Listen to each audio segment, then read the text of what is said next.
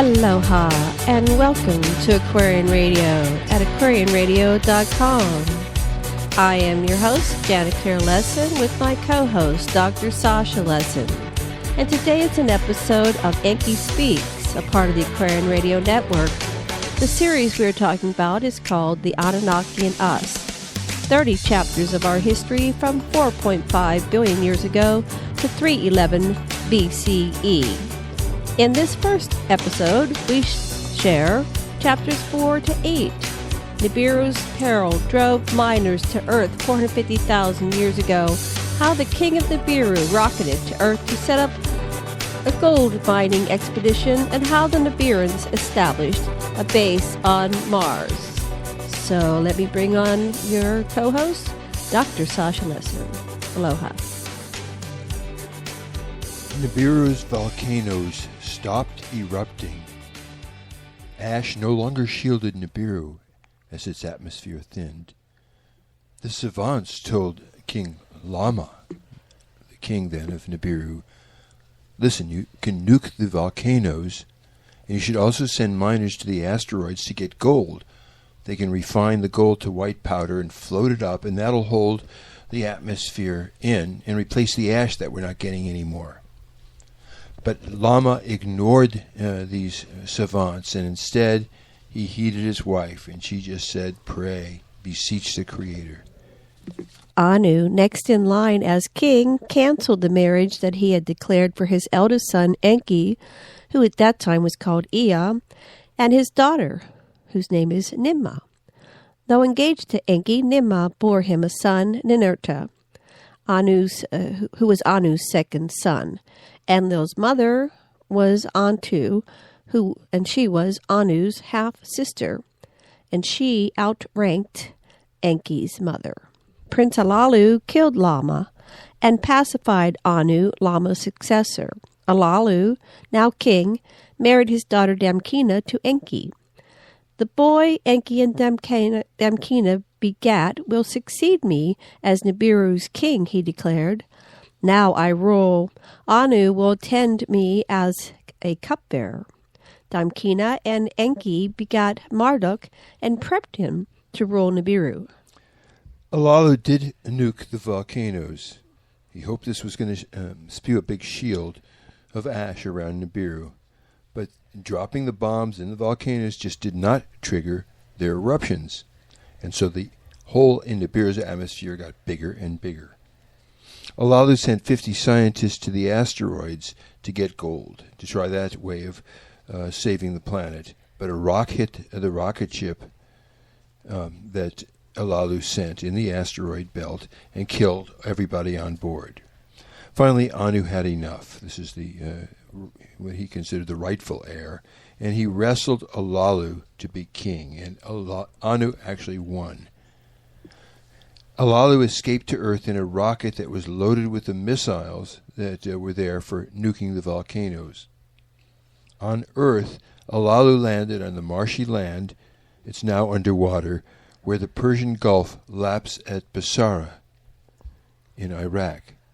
Okay, but in those days there were 4 rivers, the Tigris, the Euphrates, the Gihon, and the mile-long, wide Pishon. 4 rivers flowed into the Gulf. Alalu confirmed there's gold here, and he targeted Agade, the capital back on Nibiru, with his nukes.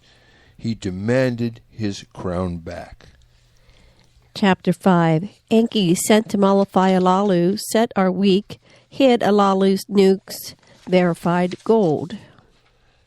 King Anu gave Enki the job that Enki's half-brother Enlil really wanted. The King Anu, made Enki the chief of the mission to Earth, who was going down to verify if Alalu was on the level, that there really was gold there. And also the king told Enki, he chose Enki, listen, Alalu's your father-in-law. You can you just mellow him out a little? So that Alalu wouldn't feel totally isolated, Anu sent Alalu's grandson, the astronavigator Anzu, and 50 men to Earth with Enki. And Enki refused to use the nukes as Alalu had to go through the asteroid belt. Instead, he used water, and they ran out of water, and so they landed on Mars, on a lake there, right next to a lake, and they got water for their craft. I think he was making hydrogen. He was extracting hydrogen as the fuel. That's what he used the water for. Mars had a thin atmosphere, and so then they proceeded on to Earth. So on Earth, Enki and Alalu worked together to set up the base camp. And they called that camp Eden. This is what's going to become Sumer. And they did it in 7 Earth days. And one of the main things they did was they got a gold sample. They got it out of the Gulf waters. Now, one of the things that happened that's critical to the history of Earth is Enki and his pilot, Abgal, took the nuclear bombs from Alalu's rocket, and they hid them in a cave in East Africa. When Anzu saw that the nukes had been removed, he started throwing a fit about it, and Enki fired him and instead put Abgal, his personal pilot, in charge of the samples and sent Abgal back to Nibiru. And so only Enki and this pilot Abgal knew where these nuclear weapons were hidden in Africa. Chapter 6, Anu rocketed to Earth to set up gold expedition. On Nibiru, the scientists powdered the sample gold. Pilots flew the gold dust high above Nibiru, and with crystal beams they spread the powder over Nibiru. When Nibiru next neared the sun, however, the sun's rays blew the gold away. So Anu sent Abigail back to Earth, get more gold. And Leal, this time, got to go along. And so he came to Earth, and he wasn't working things out. So finally, Anu himself rocketed down to Earth. So Enlil and Anu and Enki drew lots. Anu held the lots and stacked the cards, of course. Enlil became commander of Earth. Anu became king of Nibiru again, and Enki got the short straw. He got seas, science, and mining. Alalu again wrestled Anu for Nibiru's crown. Again Anu won. Alalu, who was a sore loser, bit off Anu's penis.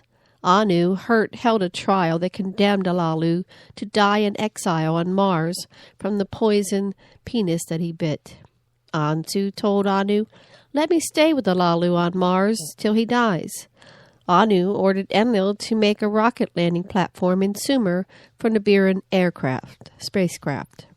En route to Nibiru, Anu ordered Anzu to plan a base to command on Mars to transship gold to Nibiru. Anu then lowered Alalu and Anzu in a sky chamber onto Mars. Back on Earth, Enki and Abgal traced the Gulf's gold flecks to rich lodes in southeast Africa. While this was happening, Enlil planned centers in Sumer. There was a spaceport that was called Sipar. Mission control was at a site called Nippur. Bad Tibira was his metallurgy center. Sharudapak was a medical center. The Nibirians built a fleet of rockets, and Enki was the designer of those rockets. And they were designed specifically to freight the gold. Back on Nibiru, astronauts trained so that they could run these rockets, and they trained to run a station above the refinery and to run stations on Mars. They also planned bases on Luna and some of the moons of the inner solar system. Chapter 7, Nibirians established Mars base. Anu sent daughter Nimma with 50 female medical officers to Earth. En route, they stopped on Mars, found that Anu had died. Nimma was able to revive Anzu, who was in a coma, and she and Anzu carved the 1,500-foot-high statue. It's a mile long on its base. This is a statue of Alalu's head that's on a rock mountain. It's called Sindonia. Nimma left Anzu with 20 astronauts to build a way station for Mars, where the gold freighters would go back and forth from Earth and on to Nibiru.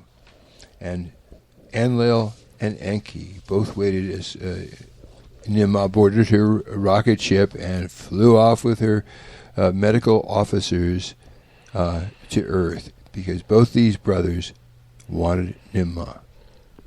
Chapter 8. Commander Enlil and Chief Scientist Enki vied for Chief Medical Officer Nimma. Nimma and her doctors landed at Enlil's headquarters in Eden. He told her he'd bring their son Ninur to Earth. He would build Nimma a medical center in Sharudapak. But when Enlil tried to get Nimma pregnant, she wouldn't let him ejaculate in her. Enki, who had been Nimma's fiancé, told her, "Hey, come with me to Africa. Just get over Enlil." So she did. She flew off with Enki to his place in Zimbabwe. Well, while that happened, for many months, hurt and angry, Enlil mooned about his gardens. Then one day he saw Sud, Nimma's gorgeous assistant. So Enlil hid, and he watched Sud bathe in a stream with the other medical corps women. Pretty Sud, he figured, would help him get over Nimma. So he asked Sud if she would like to get high with him on elixir. She did. When she refused him sex, Enlil raped her. Nimma called a council to judge Enlil. In the presence of 50 Anunnaki, 7 who judge, assembled and decreed, "Let Enlil from all cities be banished." In a sky chamber, they made Enlil leave the landing place in Lebanon, and to a land of no return in Africa he was bid go. The council told Abgal, Enki's pilot, to choose Enlil's exile site. This is going to have some big repercussions. And thank you so much for joining us today. We do have several books available on our websites. They are Anunnaki Gods No More and Anunnaki Legacy of the Gods, and my new book, Dance of the Souls, Pierce the Veil. They're available on our various websites, EnkiSpeaks.com, extraterrestrialcontact.com, and aquarianradio.com. And I am your host, Janet Lesson, and my co-host was today Dr. Sasha Lesson. Aloha nui loa. And thank you so much for joining us. Aloha, love, and blessings.